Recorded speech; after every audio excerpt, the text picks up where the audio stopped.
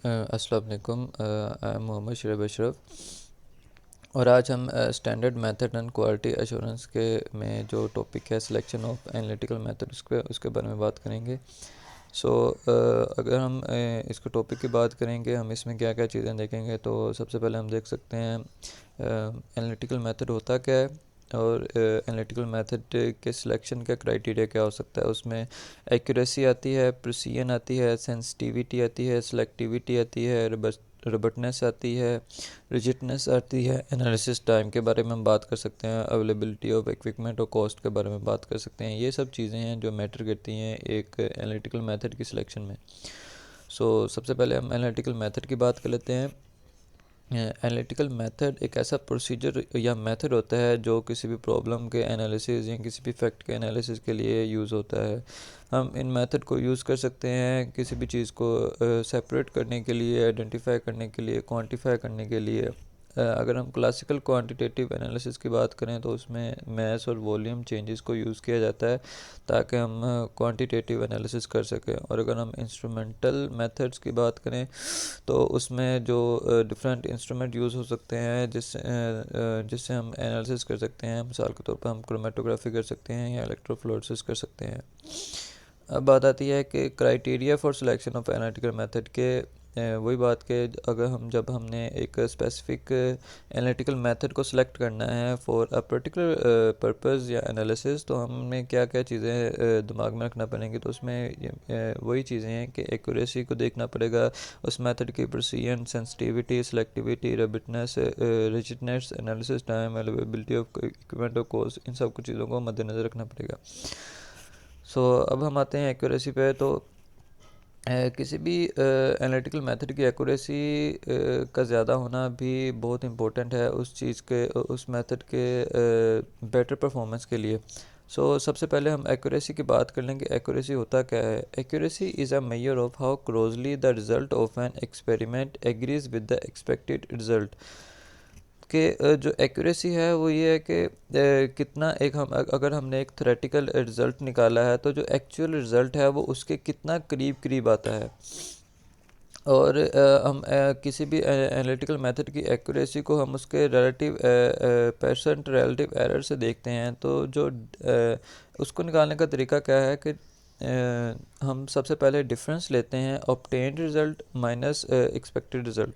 मतलब difference between obtained result and expected result को हम सबसे पहले लेते हैं और फिर उसको डिवाइड करते हैं एक्सपेक्टेड रिज़ल्ट से और उसको मल्टीप्लाई करते हैं 100 के साथ। तो हमारे पास परसेंट रिलेटिव एरर हमारे पास निकलता है किसी भी एनालिटिकल मेथड का। अगर हम इस परसेंट रिलेटिव एरर को ज़ेर बहस रखें तो हमारे पास तीन सब डिवीजन्स आती हैं एनालिटिकल मेथड्स की और इनके एक्यूरेसी की। सबसे पहले जो एक्सपेरिमेंटल रिज़ल्ट जिन एनालिटिकल टेक्निक्स का अंडर 1% आया तो हम उनको कहते हैं कि वो हाईली एक्यूरेट है। ठीक है। और अगर परसेंट रिलेटिव एरर जो है वो बिटवीन है 1% to 5%, तो हम उसको कहते हैं कि ये मॉडरेटली एक्यूरेट है। और अगर किसी भी एनालिटिकल मेथड का जो एक्यूरेसी परसेंट रिलेटिव एरर है वो 5% से ज़्यादा है तो हम उसको कहते हैं कि ये लो एक्यूरेसी वाला है। इन सब चीज़ों को भी हमें मद्देनज़र रखना पड़ता है कि जो हमारा एनालिटिकल मेथड हो वो एटलीस्ट मॉडरेट हो या हाईली एक्यूरेट हो। हम लो एक्यूरेसी पर नहीं जाते। अच्छा, उसके बाद जो दूसरा क्राइटेरिया है वो है प्रिसीजन का। तो प्रिसीजन के बारे में अगर बात कर लें तो precision is the degree to which repeated measurements under unchange condition show the same results. मिसाल के तौर पर हम इसको इस डायग्राम की मदद से देख सकते हैं कि जो प्रिसीजन है वो दरअसल इस बारे में बात करती है कि हमारे पास जो अगर हम किसी भी एनालिटिकल टेक्निक में या प्रोसीजर में कंडीशंस को चेंज ना करें तो बार बार सेम ही वैल्यू आए। मिसाल के तौर पर अगर मैंने एक दफ़ा कंडीशन चेंज नहीं की और टेम्परेचर मेरे पास जो एंड रिज़ल्ट आया वो 10 डिग्री सेंटीग्रेड है और मैं बार बार अटैम्प्ट कर रहा हूँ तो मेरे पास बार बार 10 ही आए, नॉट एक्यूरेट बट 10 ही आया, तो मैं ये कहूँगा कि मेरा जो ये एनालिटिकल मेथड है वो हाईली प्रिसाइज है। ठीक है। इसी को उसने इस तरह लिखा है, when a sample is analysed several time the individual result are rarely the same, instead the result are randomly scattered, precision is the measure of this variability, the closer the agreements between individual analysis the more precise the result. वही कि जितना हमारे पास जो हम individually analyse कर रहे हैं और हमारा जो एंड रिज़ल्ट आ रहा है वो एक दूसरे के कितना कितना करीब है, वो बताता है कि हमारी प्रिसीजन, इस एनालिटिकल मेथड की प्रिसीजन कितनी है। तो जनरली हम प्रिसाइज एनालिटिकल मेथड को ही सिलेक्ट करते हैं। इसके बाद आती है sensitivity. Sensitivity, the ability to demonstrate the two samples have different amount of analyte is an essential part of many analysis. कि अगर हम ऐसा इसको जो सिलेक्टिविटी को है वो एग्जांपल के तौर से, एग्जांपल के मदद से देखें कि अगर हमारे पास दो सैंपल्स हैं और हम इन दोनों सैंपल्स को with in the procedure change कर रहे हैं और इनके एनालाइट के अमाउंट को चेंज कर रहे हैं, तो हमारे पास जो स्मॉल डिटेक्शन है, हम स्मॉल चेंज इन सिग्नल है, जैसा जैसा हम एनालाइट के अमाउंट को चेंज कर रहे हैं, तो वो जो डिटेक्ट करना है वो एक किसी एनालिटिकल मेथड की सेंसिटिविटी को बताता है।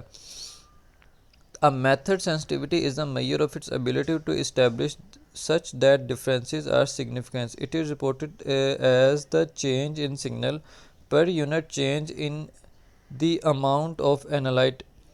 के मतलब कि जो हमारे पास एनालाइट के अमाउंट में हम जो चेंजेस कर रहे हैं, स्मॉल चेंज कर रहे हैं, वो हमारे पास कितना सिग्नल्स पर डिटेक्ट हो रहा है और सिग्नल्स पे उसका कितना जो है अफेक्ट पड़ रहा है और सिग्नल कितना चेंज हो रहा है, वो उस एनालिटिकल मेथड की सेंसिटिविटी को बताता है।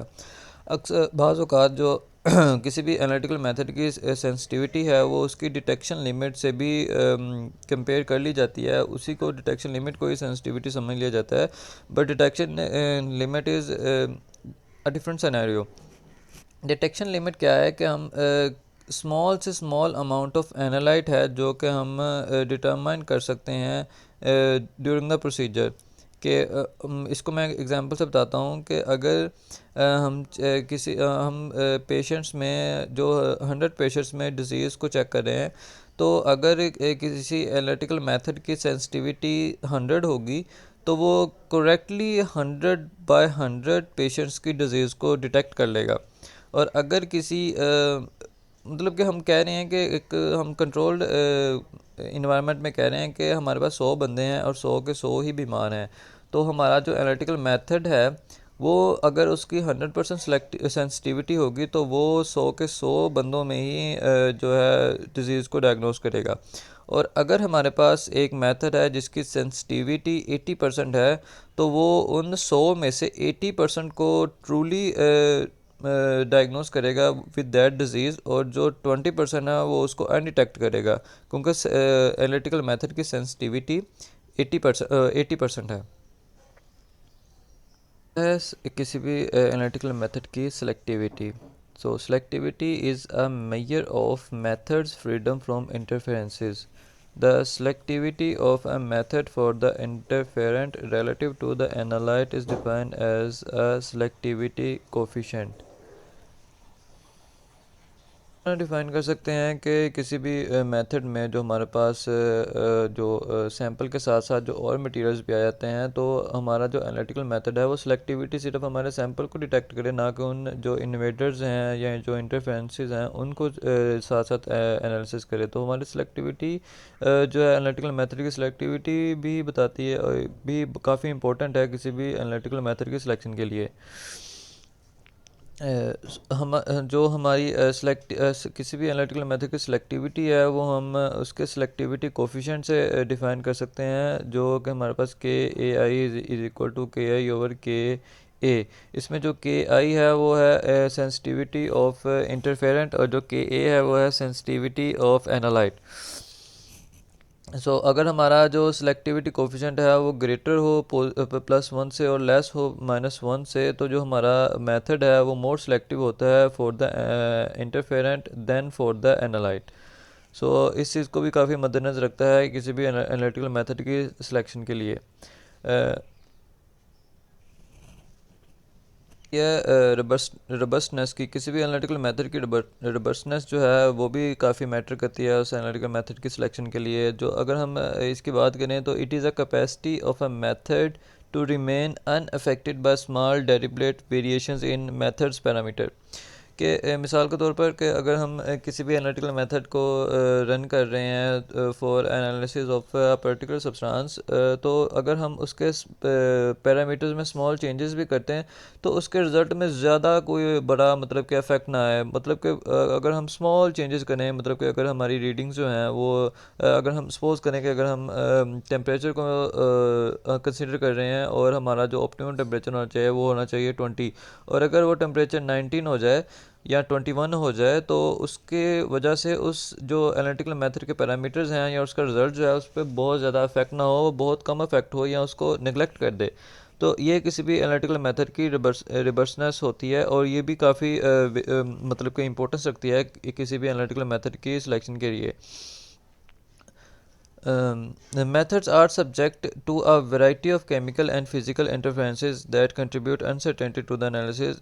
जैसे कि पता है कि किसी भी एनालिटिकल मेथड में जो केमिकल और फिजिकल चेंजेस आ सकती हैं जो कि उस एनालिटिकल मेथड की अनसर्टेनिटी पर अफेक्ट करती हैं। So अगर एक when a method is relatively free from chemical interferences, it can be applied to the determination of analyte in a wide variety of sample matrices. Such methods are considered reverse. किसी भी analytical method की जो rigidness है वो भी काफ़ी matter करती है उस एनालिटिकल मेथड की सिलेक्शन के लिए। अगर हम रिजिडनेस की बात करें, a method that is insensitive to change in experimental condition is considered rigid. कि हमारे पास जो हम एक्सपेरिमेंट करते हुए जो स्मॉल चेंजेस कर दें इन कंडीशंस पे, तो उनकी वजह से जो हमारा जो मेथड है या उसका रिज़ल्ट है उस पर कोई ज़्यादा खातर ख्वाह अफेक्ट ना हो, तो हम उस एनालिटिकल मेथड को कहेंगे कि वो रिजिड है। There can be small changes in the conditions of experiment in analyst, in instrument, reagents, temperature. The slight change in those conditions may lead to significantly different results. A rigid method is relatively insensitive to these changes. मिसाल के तौर पर कि कई analytical methods में जो हैं हम कंडीशंस में चेंजेस कर सकते हैं या स्मॉल चेंजेस हो जाती हैं, मतलब कि उसके इंस्ट्रूमेंट में स्मॉल चेंज होगी या एनालिस्ट की कंसंट्रेशन पे स्मॉल चेंज होगी, टेम्परेचर, रिएजेंट या काफ़ी और चीज़ें हैं जिनमें स्मॉल चेंजेस हो सकती हैं। तो जो हमारा एनालिटिकल मेथड है वो इन सब चीज़ों से इनसेंसिटिव हो, मतलब उन जो चेंजेस का है, स्मॉल चेंजेस का हमारे एनालिटिकल मेथड के रिज़ल्ट पे कोई फ़र्क ना पड़े। तो हम ऐसा एनालिटिकल मेथड को भी कंसिडर करते हैं for selection of analytical method.